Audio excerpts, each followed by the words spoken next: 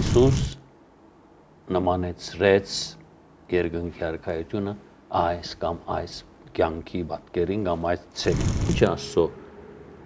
ավետարանը, Աստծո փրկության ժամանակի ժամանումը եւ եկել է Աստծո արքայությունը։ Մենք տեսնում ենք, որ Հիսուսը խոսել է թագավորության մասին 3 տարբեր ցևերով, 3 տարբեր ժամանակահատվածների հետ կապված։ Իմացեք նաև, որ արևելքից եւ արևմուտքից շատեր պիտի կան եւ երկնքի արքայության մեջ սեղան պիտի նստեն։ Երկնքի արքայություն իներքս իցեզ է, այսինքն ծեր մեջ է, ծեր կյանքի մեջ է, այսինքն Քրիստոս երբ մարդկանց մեջ է, ուրեմն երկնքի արքայությունը ընդեղ է։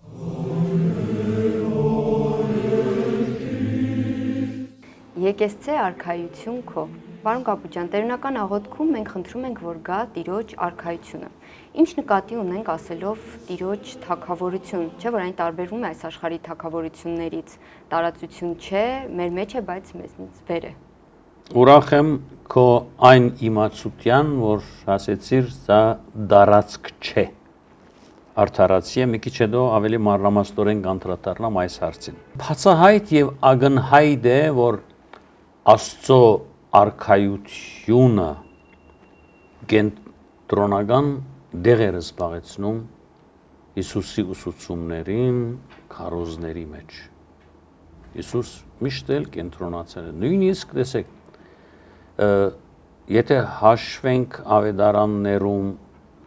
Քրիստոսի մոդավորապես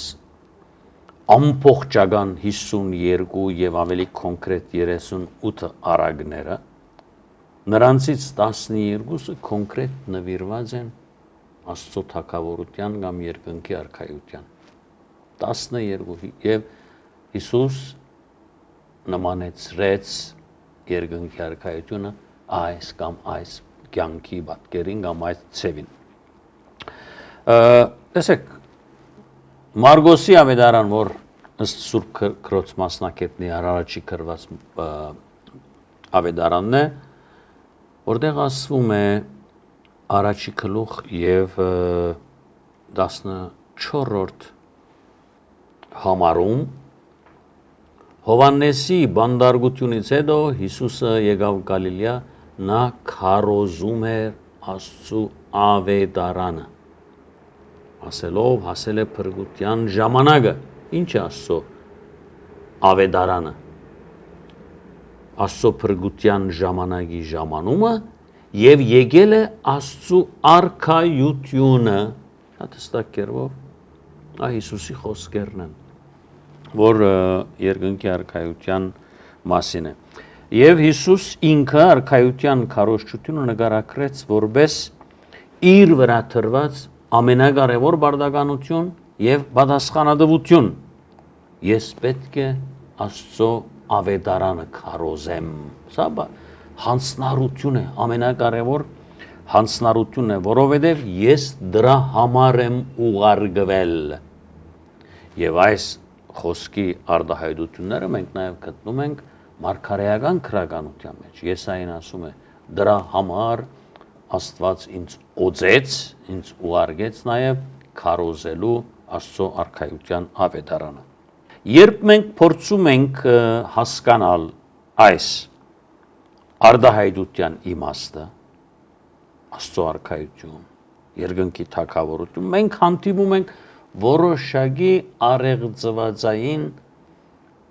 չասեմ հանգուցալուծման, բայց մի որոշ արեղծվածային իրավիճակի փաստի առաջ մենք տեսնում ենք, որ Հիսուսը խոսել է թագավորության մասին 3 տարբեր ցևերով, 3 տարբեր ժամանակահատվածների հետ կապված։ Նա խոսել է թագավորության մասին, կամ երկնքի արքայության մասին, որպես անցյալի մի իրականություն։ Երկնքի արքայությունը, այսինքն դեղի ունեցել անցյալում, նա ասել է, որ Աբրահամը, Իսահակը, Հակոբը, բոլոր նահապետները, որոնք ծննդոցի մեջ արձանագրված են, եւ բոլոր մարգարեները եղել են թագավորության մեջ, Ղուկասի ավետարանի մեջ է ասում։ Եվ նա Երկրորդ խոսել է Մատթեոսի ավետարանից օրինակի համար 8-րդ գլուխ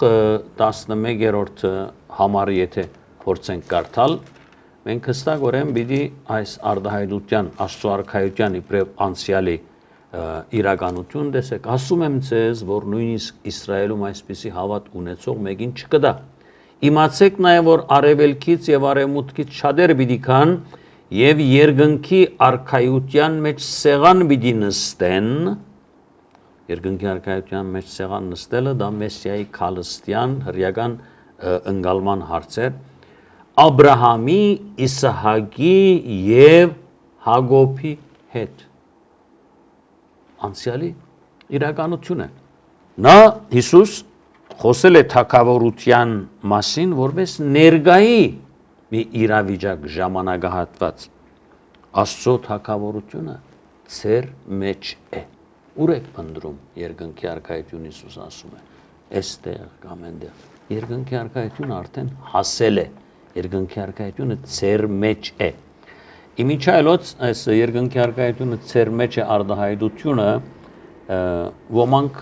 մեկնաբանում են, ասեն ծեր հոգիներում է, ծեր սրտերում է։ Ես մի քիչ այլ բացատրություն ունեմ։ Երկնքի արքայություն իներքս իցեզ է, այսինքն ծեր մեջ է, ծեր կյանքի մեջ է, այսինքն Քրիստոս երբ մարդկանց մեջ է, ուրեմն երկնքի արքայությունը այնտեղ է։ Սա ներգայի իրականություն է։ Պարոն Գաբուջյան, այդ դեպքում ինչու ենք մենք խնդրում, որ գա նրա արքայությունը, եթե այդպես է։ Երրորդ ներգայի հետևաբար Աստծո թագավորությունը ներգա իրականությունը այստեղ եւ հիմա։ Հիմա անդրադառնալով ծեր հարցին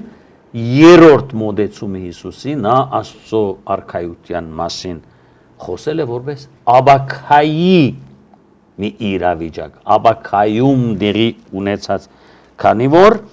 այս աղոթքում սովորեցրել է Հիսուս աղոթել թագավորության գալստյան մասին։ Հիմա ինչուն շատ լուրջ հարց է, այո, գանտրատարնամ մի քիչ հետո այս մասին էլ շատ կարճ անշուշտ, բայց նախքան այդ ես նաև մի քիչ պատմականորեն Աստծո թագավորության եւ երկնքի արքայության մասին ժողովրդի այդ օրերի հրեական ժողովրդի ընկալման մասին խոսեմ, երկու հոմանիշներ են երկնքի արքայություն, Աստծո թագավորություն։ Հիմա բոլոր լեզուներով, որ մենք խոսում ենք թագավորության մասին, երբ թագավորություն բառն ենք օգտագործում, մեզ համար նյութական եւ թանցրական իմաստ ունի, այսինքն թագավորությունը մի դեղանք է,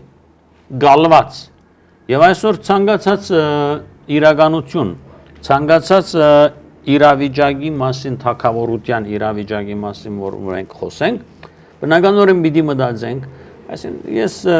երեխաներից եմ վերցնում օրինակը, մի թագավորի պատմություն պատմեք, անպայմանորեն աբարանք, ամրոց,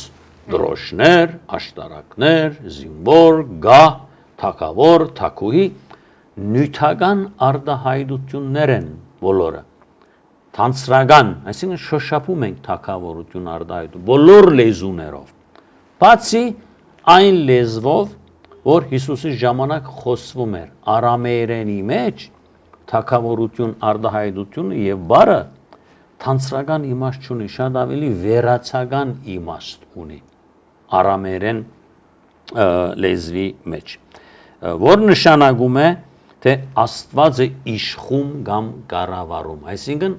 Աստծո կառավարչության եւ Աստծո իշխանության մասին է խոսվում առավելաբար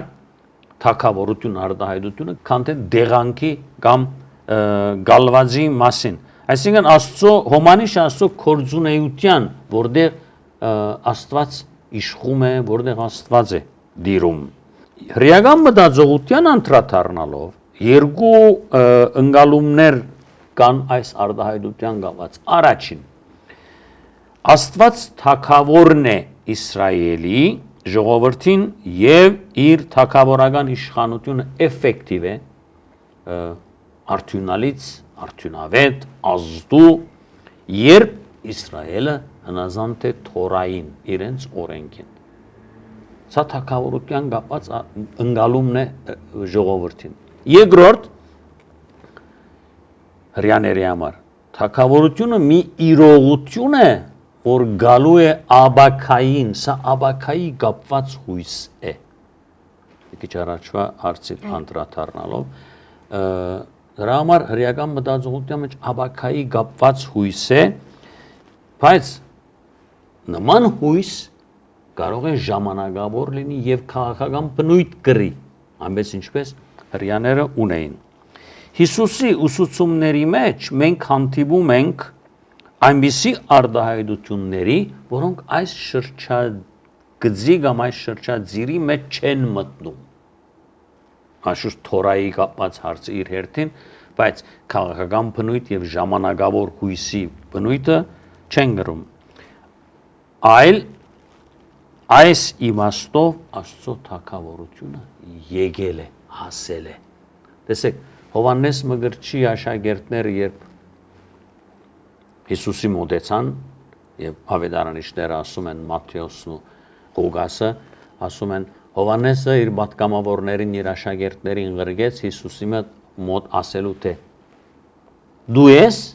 որ գալու է իր հետաքրքիր անշուշտ էս մեկը որ մենք այլ արիտներով էս մասին կխոսենք Հովհաննեսը ինքն էր մկրտել Հիսուսին ինչու նման արտահայտություն պետք է ունենար հիմա աշակերտները գալիս են ասում են Հիսուսին դու ես որ գալու է իր մեր վարդապետը մեզ ուղարկել է որ քեզ հարց տանք Հիսուս չի ասում կարող էր ասել այո ես եմ գնացեք Հովհաննեսին պատմեք թե հիվանդները բժշկվում են, կաղերը քայլում են, գույրերը տեսնում են, նրանց աչքերը բացվում են, դևերը հալածվում են։ Բոլորը գնացեք պատմեք։ Սա ներգայի իրականություն է, ոչ աբակայի կապված հույս։ Այս իմաստով Աստծո արքայությունը բնականորեն եկել է Հիսուսի անցով Հիսուսի ներգայությամբ եւ հրճակվել է արդեն Հիսուսով եւ ոչ թե հրճակվելու է մի անորոշ աբակա ժամանակահատվածում հետեւաբար իբրև այս հարցի եզրակացություն Աստծո թագավորությունը աստվածային իշխանության գերագայությունն է աշխարհի բոլոր չար ուժերի վրա եւ այն պատասխանատվության իրակորձում որ Հիսուսով կատարվում է Դրա համար Աստված ինձ օձեց հիվանդներին բժշկելու, աղքատներին քարոզելու Աստծո ավետարանը, երկնքի արքայությունը եւ այլն եւ այլն։ Եվ Հիսուս այս բոլորի պատասխանը Հովհաննեսի աշակերտներին ինքը տալիս է գնացեք, ասեք, որ արդեն, այսինքն եկել է երկնքի արքայությունը։ Այսինքն Հիսուս իր մահվանից առաջ իսկ արդեն հրճակեց երկնքի արքայությունը այստեղ։ Շնորհակալ եմ պարոն Գաբուջյան։